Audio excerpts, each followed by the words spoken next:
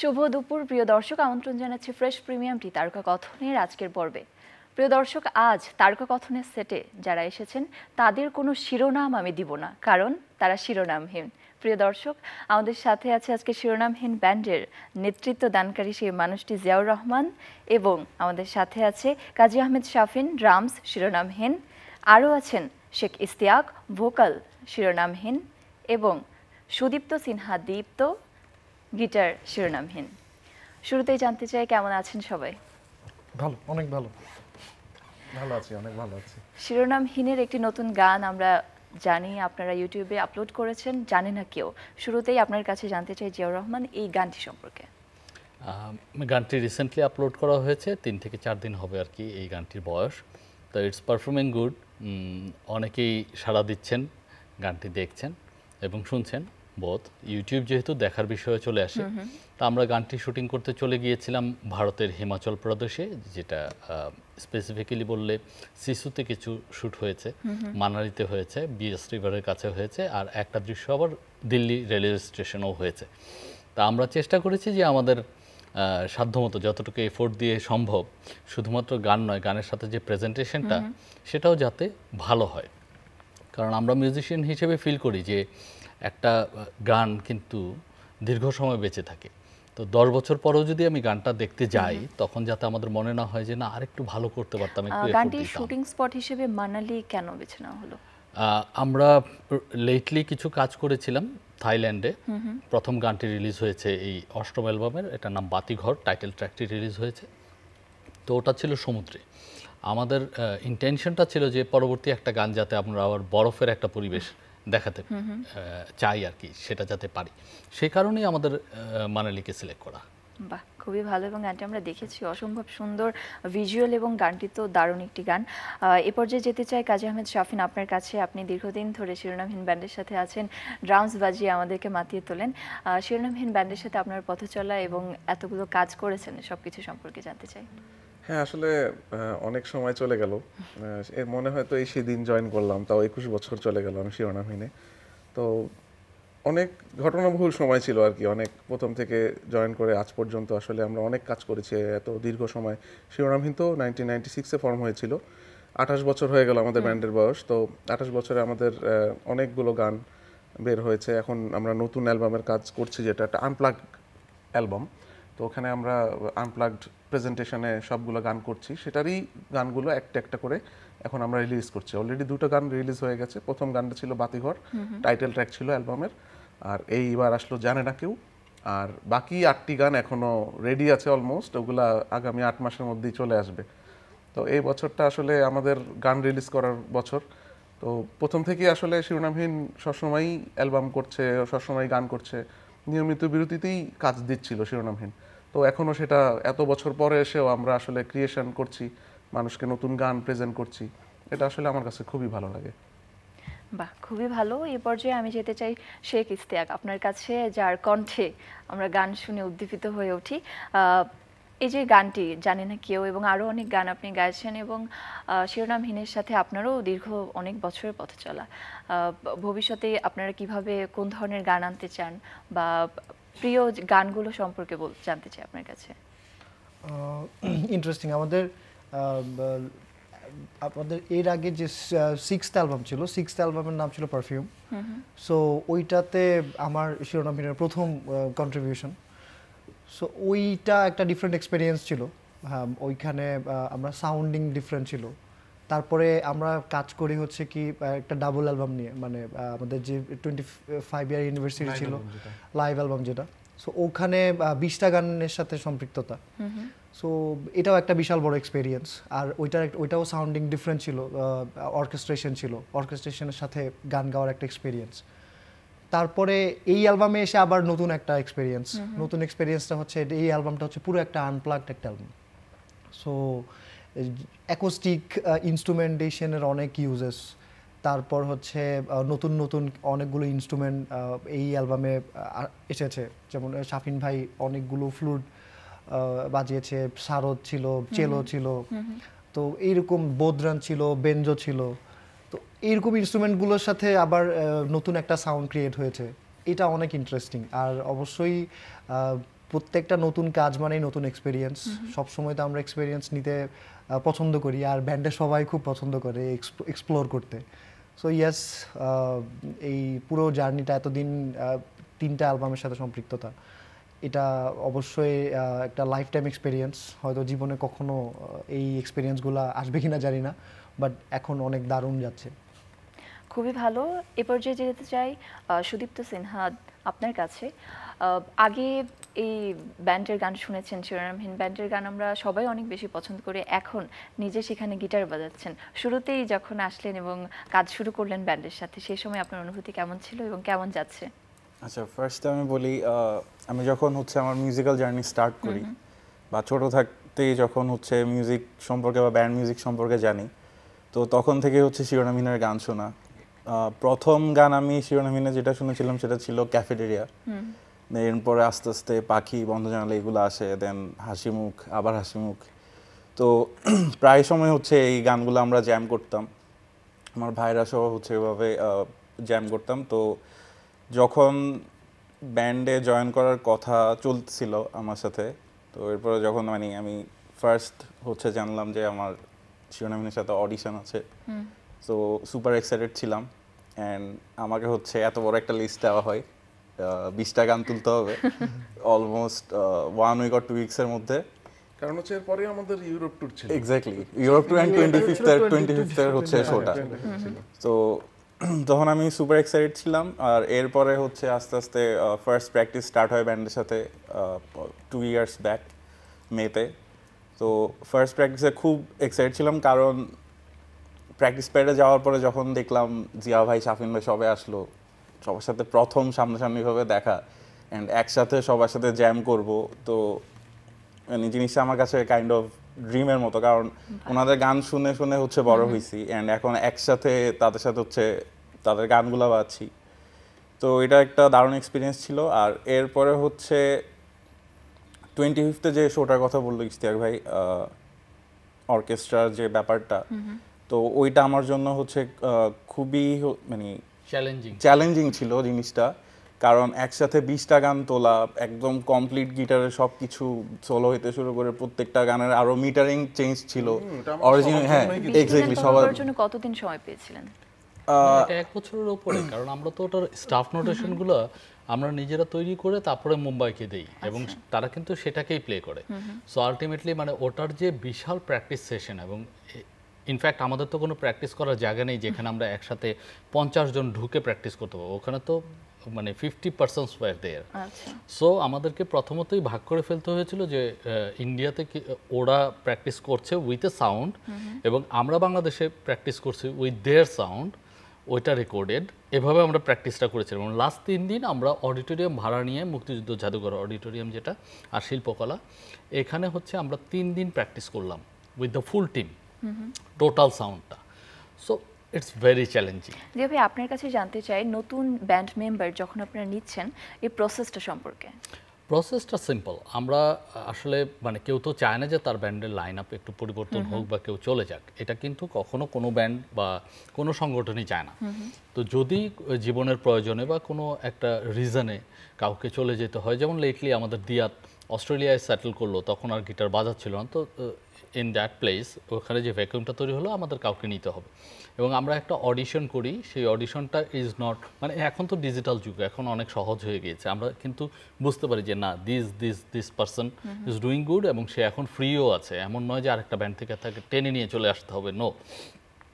ওই জায়গাটা থেকে আমাদের প্রথমেই মনে হয়েছে, যেমন এবার দীপুর ব্যাপারটা অনেকটা ইজি ছিল। আমাদের মনে হয় শর্ট লিস্টে খুব বেশি হলে 3-4 জন আমরা শর্ট লিস্ট করে ফেলতে পেরেছিলাম। অ্যান্ড আমার মনে হয় যে ইট ওয়াজ এ ভেরি গুড সিলেকশন, কারণ আমাদের এই যে অ্যালবাম, 8th অ্যালবামের প্রথম গানটি যেটা বাতিঘর টাইটেল ট্র্যাক রিলিজ হলো, প্রথম যেটা রিলিজ হলো, সেটাই কিন্তু কম্পোজ করা দীপুর। বাহ। So it was a good choice. আরেকটা ব্যাপার ছিল কি, আমরা যে অর্কেস্ট্রার কথা বলছিলেন, আমরা মোটামুটি একদম প্র্যাকটিস সেশনে, রেকর্ডিং ছাড়া আমরা প্র্যাকটিস সেশনে মানে 6 মাস ছিলাম। ওকে। হ্যাঁ, আমরা রেগুলার প্র্যাকটিসে ছিলাম। মানুষ আমাদের সাথে বাজাবে, তারপরে আমাদের সাথে কোয়ার টিমও ছিল, ঘাসফড়িং কোয়ার আমাদের সাথে পারফর্ম করেছে। তো এতগুলো মানুষ একসাথে আমরা কখনো পারফর্ম করিনি, তো আমাদের সবার জন্য এটা নিউ এক্সপিরিয়েন্স ছিল। আর দিয়া তো চলে এসেছিল, অস্ট্রেলিয়া সেটেল করেছে, কিন্তু ওই প্রোগ্রামে পারফর্ম করার জন্য ওখান থেকে চলে এসেছিল। তার উপর প্র্যাকটিস প্যাডে ডেডিকেশন। ঢোকাই যেত না, মানে এত লোক এত মানুষ ছিল। এত মানুষ যে ওখানে ওখানে আমার দীপু মনে হয়- হাঁটাচলা করার কোনো উপায় থাকতো না। দীপু মনে হয় 1 মান্থ মানালিতে গিয়ে আপনারা যে নতুন গানটি শুটিং করলেন, আর অনেক জায়গাতেই গিয়েছেন, সব থেকে ইন্টারেস্টিং কোন বিষয়টি লেগেছে? বরফে পা ঢুকে যাওয়াটা এটা ছিল অনেক ইন্টারেস্টিং, অনেক কিছু ছিল। যেমন আমার একটা বিষয় ছিল যে আমি একেবারে হিন্দি বুঝি না, হ্যাঁ, মানে আমি হিন্দি ফিল্ম টিম দেখি না, মানে ওইটার সাথে অভ্যস্ততা নেই, যে কারণে আমি হিন্দি বুঝি না। তো আমি আসলে ওদের সাথে কমিউনিকেট করতে পারতাম না, কানেক্ট করতে পারতাম না। তো আমার সবসময় ট্রান্সলেটর লাগতো।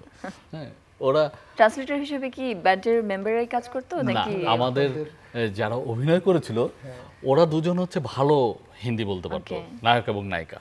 এর মাঝে ওই যে সিফাত আমিন শুভ, ও আমাদের হিরো ক্যারেক্টারটা করলো এবং ও কমিউনিকেশনটা আমার হয়ে করতো। আর ও হচ্ছে কনফিডেন্ট, কারণ ও হিন্দি কিছুটা পারে। তো যা বলতো তার 50% ভুল আর 50% কারেক্ট, সেটা নিয়ে আবার সবাই হাসতো। তো দ্যাট ওয়াজ গুড। হ্যাঁ, এটা একটা মজার পার্ট, আমরা তো বলতে পারি না। তো দেখা যায় যখনই কমিউনিকেট করতে যাই তখনই দেখা যাচ্ছে ভুল বলছি আর পেছনে 5 জন মানুষ দাঁড়িয়ে আছে, ওরা সবাই হাসছে। সো একবার এক একজনের টার্ন আসতে থাকে আর সবাই হাসতে থাকে। এই আমি ওই রিস্ক নেই না, আমি কোনো কথা বলি না, আমি চুপচাপ। একটা মজা করছি, ইচ্ছা করে আমরা বলি আরো বেশি বেশি হিন্দি বলতেছি, এ আপ कैसे हो, ইচ্ছা করে নিজেদের মধ্যে বাংলা বলি না, মজা করে হিন্দি বলতেছি, মানে এটাই আর হোক কি। কিংবা না হোক বলতে হ্যাঁ, থাকি। বলতে থাকি, মানে ব্যাপার হচ্ছে যে আমরা এখানে আসছি, এখানে হিন্দি বলতে হবে, ইচ্ছা করে বলা আর কি। এটা নিয়েই আমরা মজা করছি আর কি পুরাটা সময়, মানে হিন্দি ছাড়া বাংলা বললে আপ বাংলা কি বলতে হবে। শুটিংটাও খুব চমৎকার ভাবে আপনারা করেছেন। কতদিন সময় লেগে গেছিল গানটি শুটিং এ? শুটিংয়ে আমরা 11 ডেজ ওখানে ছিলাম। তো এই 11 দিনই, মানে একদম যাতায়াত সহ। ওকে, এটার মধ্যেই জিয়া ভাই আপনার কাছে জানতে চাইবো, কেন কেউ জানে না? আসলে কিছু কথা আছে যেই কথাগুলো আমাদের বলা হয় না, বা হয়তো একটা কষ্ট, যেই কষ্টটা আমি যার সাথে শেয়ার করা প্রয়োজন সেটা আসলে করতে পারছি না। এই যে ফিলিংটা, এই ফিলিংটা নিয়ে কাজ করার ইচ্ছে ছিল, এবং আই এম শিওর যে এই ফিলিংটা আমাদের দেশের বা পৃথিবীর 90% মানুষেরই এই ফিলিংটা আছে।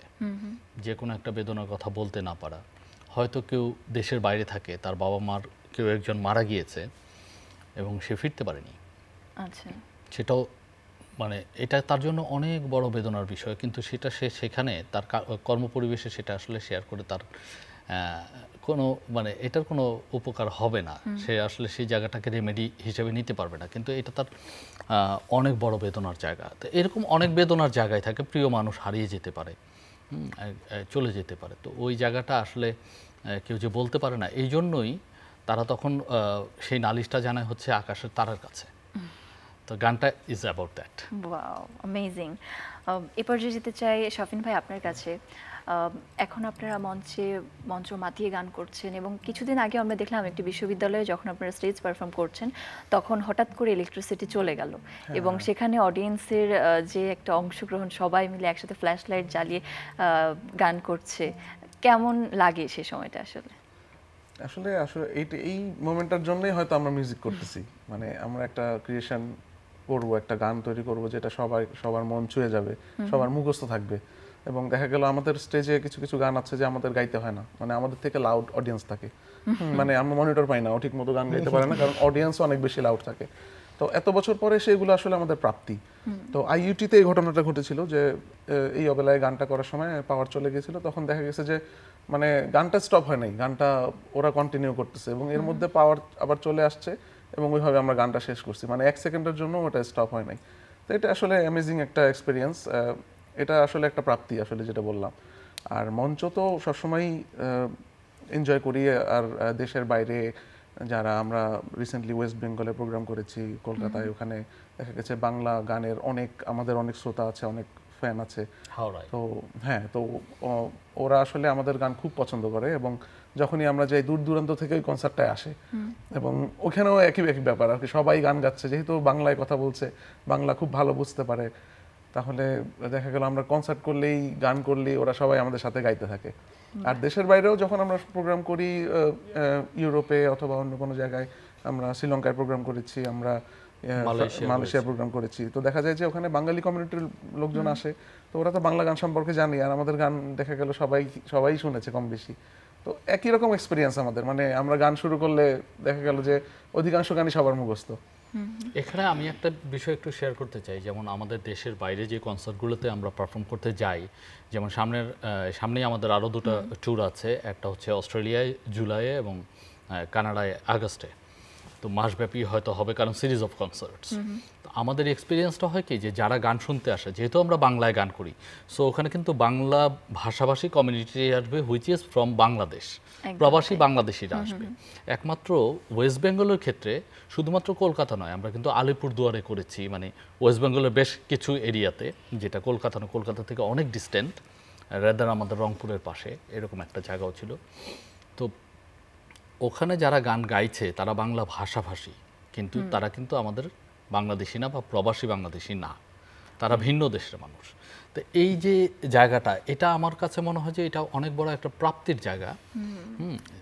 এবং এই জায়গাটাই আমার মনে হয় যে ডিজিটাল প্ল্যাটফর্ম একটা সব থেকে বড় ভূমিকাটা রাখছে। যেরকম আপনাদের যে একটা ইউটিউব চ্যানেল আছে এবং সেখান থেকে পুরো পৃথিবীর মানুষ গান শুনছে, এবং আপনি বললেন বাংলা ভাষাভাষী না, কিন্তু তারা আপনাদের গানটি বলতে পারছে না, তারা বাংলা ভাষাভাষী, তারা আমাদের সাথে কণ্ঠ মেলাতে পারছে। বাংলা ভাষাভাষী ছাড়াও অন্যরা আসে, কিন্তু সেই সংখ্যাটা থাকে খুবই কম।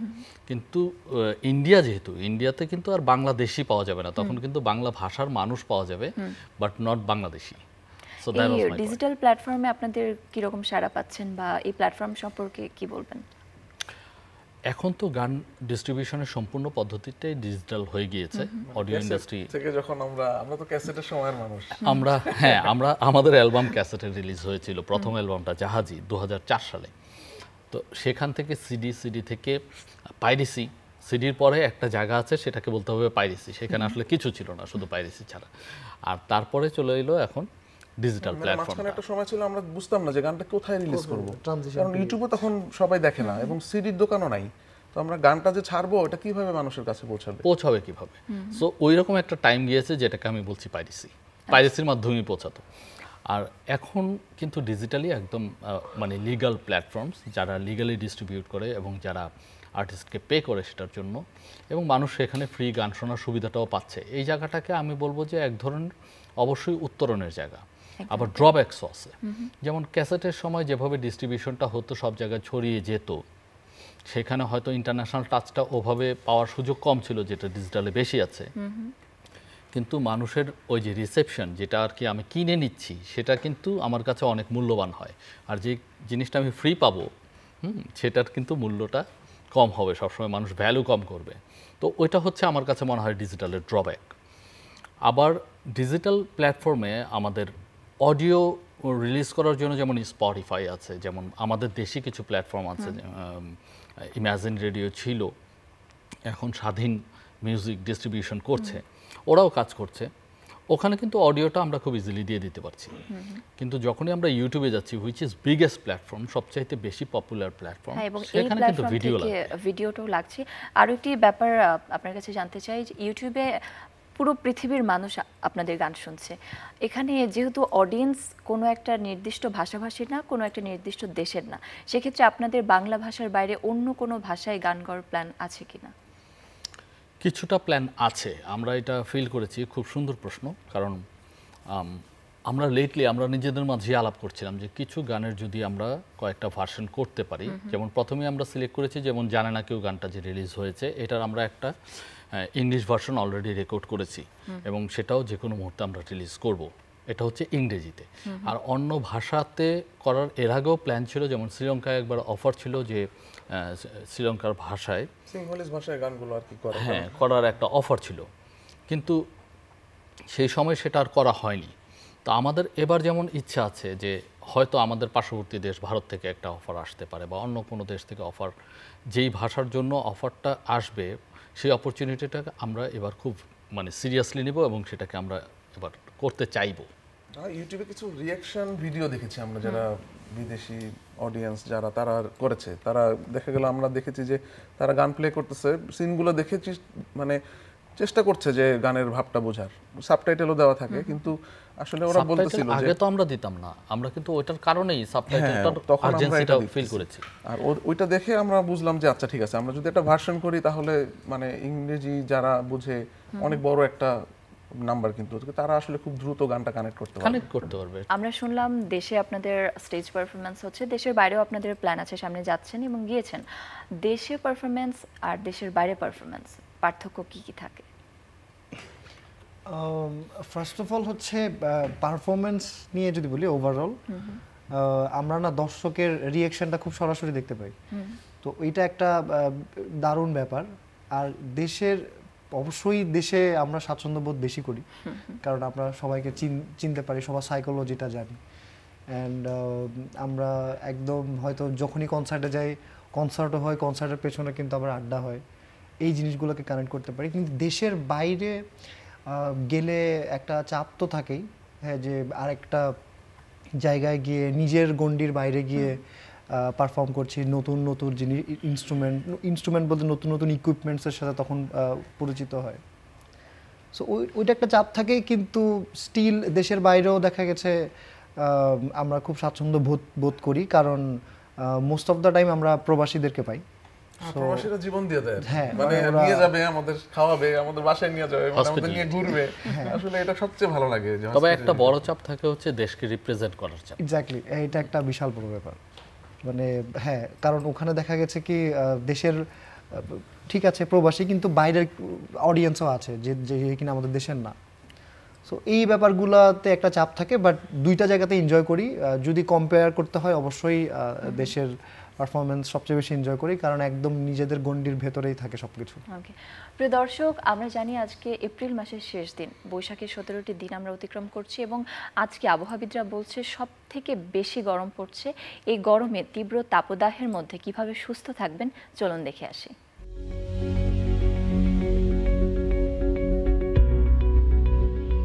বাংলাদেশের প্রত্যেকের ঘরে যে এসি থাকবে এমন কিন্তু কোনো কথা নাই, কিন্তু এই গরমে অতিষ্ঠ জনজীবন, সেই ক্ষেত্রে এসি ছাড়া আমরা নিজেদেরকে কিভাবে সুস্থ রাখতে পারি সেই বিষয়ে একটু বলতে চাই।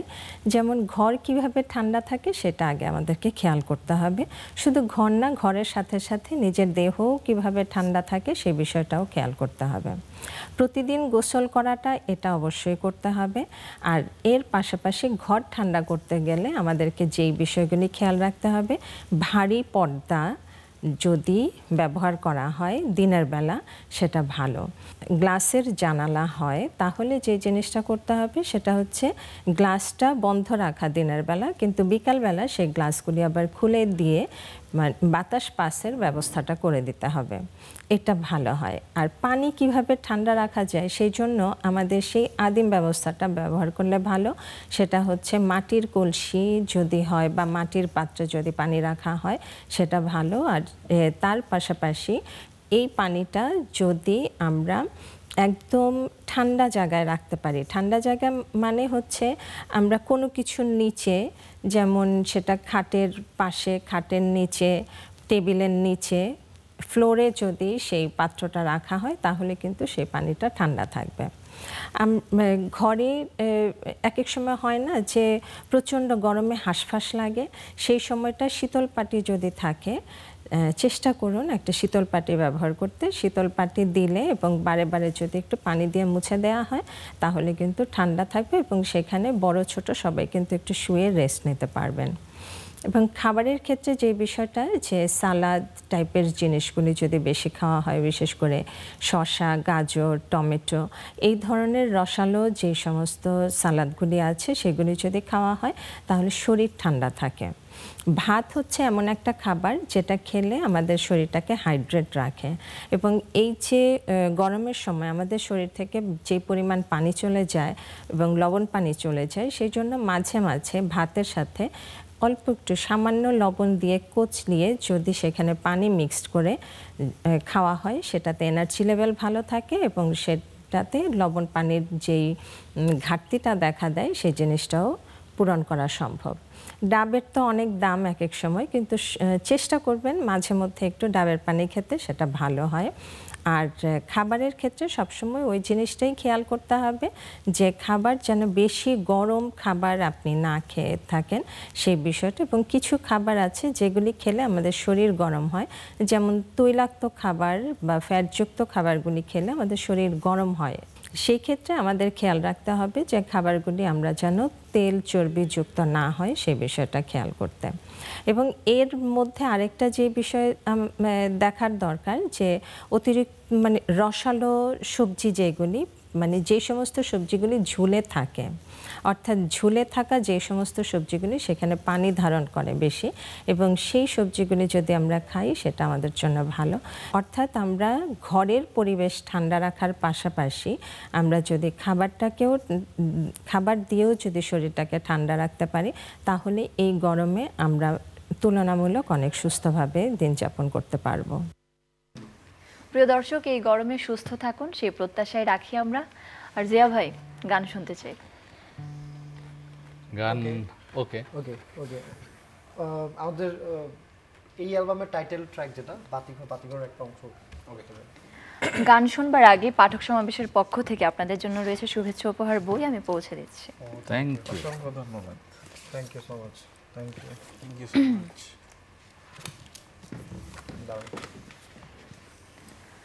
প্রিয় দর্শক, শিরোনামহীনের সাথে আমাদের আড্ডা আশা করি আপনারা উপভোগ করেছেন। আমাদের আয়োজনের সাথেই থাকুন এবং আপনাদের সকলের সুস্থতা কামনা করে আজকের অনুষ্ঠান থেকে এখানে বিদায় নিচ্ছি। গান শুনতে শুনতে বিদায় নিব আমরা।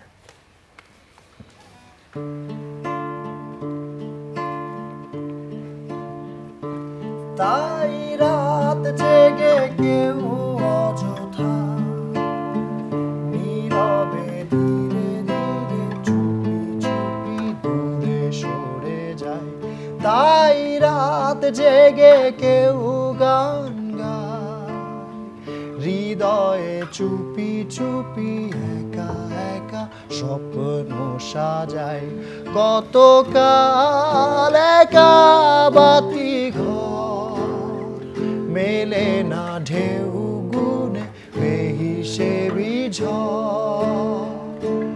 কতদিন একা একা সব চুপচাপ সয়ে যাই নীরবে অযথাই।